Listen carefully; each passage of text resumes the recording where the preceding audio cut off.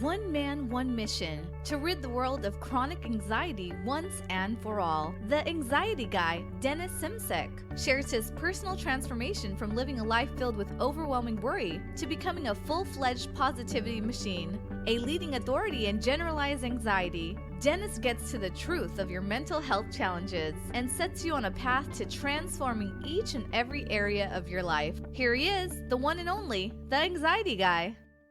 Hi everyone, and welcome to episode number 39. I'm Dennis Simsek. This is the Anxiety Guy podcast community. Thank you so much for being a part of it. Make sure to subscribe, rate, and review if you are enjoying this podcast. As well, head over to Facebook and like our Facebook page because all our updates, everything you need to overcome your Trump anxiety, to overcome your current fearful belief systems will all be taken care of through Facebook. So be a part of that community, and I look forward to mingling with you guys on Facebook. Today we're talking a little bit about panic attacks, panic disorder, what runs your nervous system, and truly understanding how the mind works, and giving you these principles, guys, to start to feel more comfortable in the world, to start to overcome your panic feelings naturally, to start to move with your sensations, starting to ride the wave of sensations, starting to understand yourself a bit better. And I always want people to understand that there are three ways of thinking, not two. A lot of people think everything is either good or bad, great or miserable, but a lot of times we don't recognize that something can just be neutral. Something can just be vanilla, and it's not a bad thing to think of something as being okay. We always judge in our minds, in our unconscious core beliefs, and that's what runs our reality.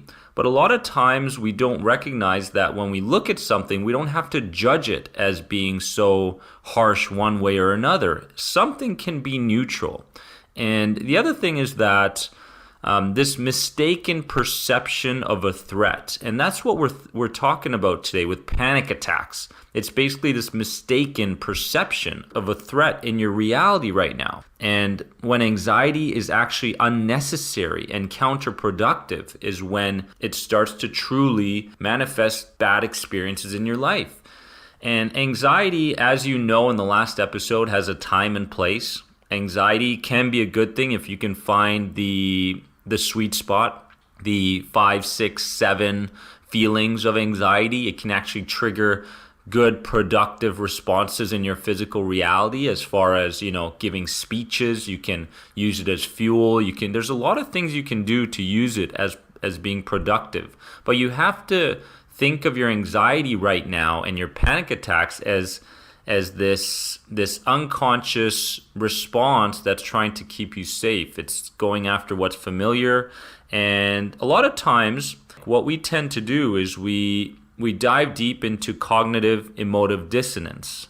And what cognitive emotive dissonance is basically a strange feeling that we feel in our gut, when we feel it in our emotions. And what we do is we think of something or feel something that is the opposite of what we are accustomed to, and therefore we don't believe that it's good or going to be good for us. So we start to eliminate some of these thoughts or these feelings based upon the feeling that it gives us. As soon as we start to feel something that is not right, it's not aligned with what our belief systems are, automatically we tend to go, that is not good.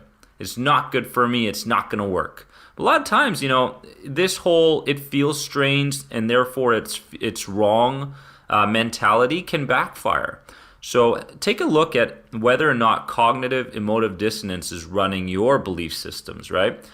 And as well, we always talk about this mistaken perception of a threat, right? And we're in the grocery store and we're in line, and we all know that our subconscious mind works best through pictures. And when I overcame my health anxiety, guys, I changed my entire household. I changed the pictures on the walls. I put inspiring quotes up there. I changed where my sofa was. I changed where the table was, and everything in the kitchen I altered. I basically changed everything around, and basically I was working around this new identity that I wanted for myself. I gave myself the word that I was survivor, and everything I did was based around building up survivor. And when I changed my environment in my apartment, basically what happened was I was starting to trigger these new responses. That change was happening. So I truly would love if you guys took a look and went, you know what, even the clothes you wear, your subconscious is going, oh, you're wearing those clothes? Oh, right, that's when you had that panic attack when you were in the library last time, and it remembers everything. It stores all the files deep in your unconscious. So it's constantly reminded by the clothes you wear, what's placed in your apartment, in your house, whatever it may be. So replacing those things are huge. But I want to get into these really important principles, guys. And I want you to take notes. I want you to download this episode and truly understand these in the core, right? Understand how it applies to your life right now. The first principle, guys, is magic worry. Now, this term in CBT terms leads people to become afraid not to worry. People over worry, thinking that because of this over worrying habit, they are preventing negative events from occurring. And therefore, unconsciously, they reward themselves for worrying. So, if I over worry in my life and things don't move towards something that's dangerous, it doesn't move to the worst possible outcome. Therefore, the worrying is protecting me from what I don't want to happen in my life, right? And you basically unconsciously reward yourself continuously for worrying. And that's unconscious. And a lot of times, we go into a situation and we go, I'm in Starbucks, I'm in a lineup, I need my coffee right now, and I need my tea, whatever it is, to get myself going in the morning. And if I worry, then this line will go faster, right? It's just a simple example, is that we tend to move to this worrying habit because we feel like it's going to do good things in our life, right? We constantly reward ourselves for worrying. So take a good look if magic worry is a part of your life. And honestly, guys, the amount of worrying that you do will never change the outcome. It will never, ever change the outcome. The second principle I truly want you guys to understand is that avoidance is fear's best buddy, right? So avoidance, in fact, makes it very easy to maintain a fear. Avoiding a feared situation, guys, reinforces that fear that you have. Basically, the award for avoidance is less anxiety, and therefore it encourages the behavior in the future. So if you're avoiding something, basically your mind is going, oh, good, you're avoiding that, and therefore you are rewarded with less anxiety. Make sure you avoid that thing that you're fearful of. But if we keep avoiding everything in our lives, guys, what kind of life are we truly going to be living? I understand, and the next principle is really important, but before I get into that, I truly want you to understand the importance of this avoidance behavior that you currently run, right? If it's, and for me, change started to happen when I stopped feeding myself this story, Avoid, Dennis, avoid everything, avoid what makes you fearful. But a lot of times we become so inspired by the actions that we take sometimes. And when we do something and we feel so good afterwards, it basically creates this snowball effect, right? Usually an idea is preceded by another idea. So when you have a fearful idea about, say, people, and you just had an experience, and let's say you go and have lunch right after that, a lot of times it can snowball towards having lunch. And then you have lunch and you're fearful while you're having lunch. Next thing you know, you're drinking a glass of water. You're fearful of drinking that glass of water. Next thing you know, you head over to work. And it's just a snowball effect, right? And you don't even recognize it. Next thing you know, your flight or flight response is going nuts, right? Your adrenaline is just flowing like crazy. You have nowhere to run. You got to stay at work. You can't go for that run to get some of that adrenaline out of you and use it for good. So avoidance, guys, is really dangerous. It truly is. I want you guys to take a good look at where your avoidance behaviors are in your life and see what you can do to start to overcome them. Best thing you can do is start systematic desensitization. If you guys want more information on this, hit me up on anxietyexit.com, shoot me a message, and I will fill you in on what systematic desensitization is. An incredible technique, and I'm not huge on techniques. I'm basically about getting to the root of the problem, solving things at the root. Not letting it disturb you for the rest of your life. So I truly believe in this technique. So if you want to learn more about it and overcome your avoidance, hit me up. Number 3 principle is basically that you don't have to feel comfortable with doing something in order to do it. And most people think that they must feel a certain way. They must feel comfortable before they start to do something. And to overcome a fear of, say, socializing with the opposite sex, you must understand that you don't need to feel comfortable. All you have to do is start talking.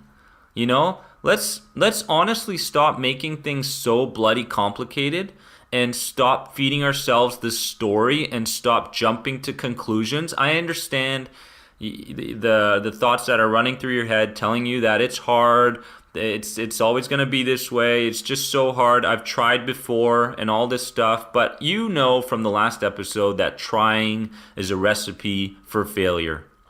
If you try, you're going to fail. If you do, you're going to succeed. The way you talk to yourself, the way you stand guard at the doorway of your mind and allow certain thoughts to run your behaviors, that is what's creating the panic in your life, right? So understand that you don't have to be comfortable in order to do something. You just have to do it, right? I might be feeling a little fearful. I might be feeling a little shaky. The 3 words I have to tell myself when I start to feel those things is I'm going to ride the wave. I'm going to ride the wave, baby. No matter what's going to happen, I'm riding the wave, and I will partake in what I need to do in my physical reality. And after I'm done, I will prove to myself that what I feared was in fact not as scary as I made up to be in my mind. So that is basically principle number 3, is the comfort levels. Don't need to be comfortable. Number 4 is confusing wants and needs. A person is equating something with basically a life or death situation when they start to feel panic. Basically, think about giving a speech and you truly want someone's approval of how your speech went. But in fact, people are looking at that example as giving a speech to basically a crowd of people as something that they need. So you're confusing wants and needs. What do you need in your life? You need air, you need water, you need food, and everything else in life is actually a want. So if I look at something and I misinterpret that thing as being a need, a lot of times we start to feel our panic, our anxiety levels rise to the levels where it almost becomes uncontrollable. But remember again, people that say, I can't deal with this situation, I can't deal with my symptoms, I can't do this, I can't do that because of how I'm feeling, is basically feeling uncomfortable. It's uncomfortable, but you can deal with it. You've dealt with it in the past, you've dealt with it in the present, and you will continue to deal with it in the future if it pops up its head. And that's powerful. Understanding that your condition right now is not based around something physical. As long as you've gotten a medical explanation, you've gone to the doctors, you've given them your story, and basically they're telling you with the written letter that, you know what, you are healthy. This is related to anxiety. This is related to panic disorder, whatever it may be. You put that note on your fridge so it reminds you every single day to build on the facts of your past and to go, you know what, I really am suffering from anxiety. This is nothing more. These feelings I feel are related to panic. They're related to adrenaline. My nervous system is telling me things and I need to listen. I need to start looking at these warning lights and start to create this difference between my wants and my needs. I don't need approval from others.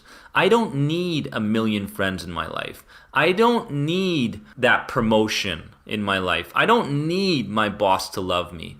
These are wants. They're not needs. And looking at them as wants is going to truly lessen your anxiety levels. And it's going to change the way you approach certain things, guys. So principle number 5. Final principle in overcoming panic attacks and understanding your body a little bit better is get a role model and act as if. Basically, once you have selected your person, act as if you are that person. And I love this. I truly do. Become that person. After a while, you will likely develop your own style anyway. And for me, it was a number of people. I can't pinpoint one, but I mean, every situation brought on a different type of person for me. And when I was a kid, the best way I learned was to replicate, to mirror somebody who was a great tennis player. As most of you guys know, if you'd headed over to anxietyexit.com and picked up the book and have subscribed, the free book of my own story, you know that my life was tennis. And it was related around this sport, this one-on-one gladiator type sport where no one would help you. And a lot of pressure was taken off of me when I started to mirror people like John McEnroe. I started to emulate.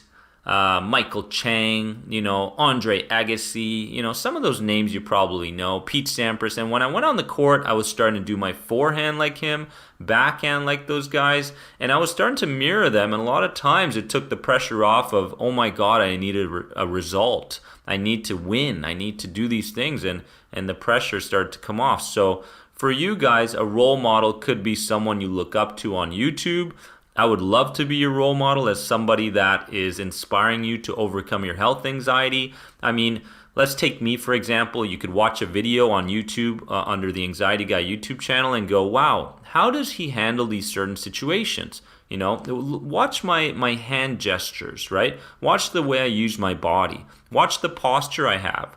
Watch the tones of my voices, how it changes, right? And start to practice. Start to become me or become that other person that you look up to, this role model. And a lot of times, you start to develop your own style based around that person. And it's powerful. It truly is, guys. So the 5 principles, guys, I truly want you to download this episode, take notes, share this episode with other people so you can inspire the world. Magic worry. Avoidance is fear's best buddy. Number 3 is understand that you don't have to feel comfortable in order to do something.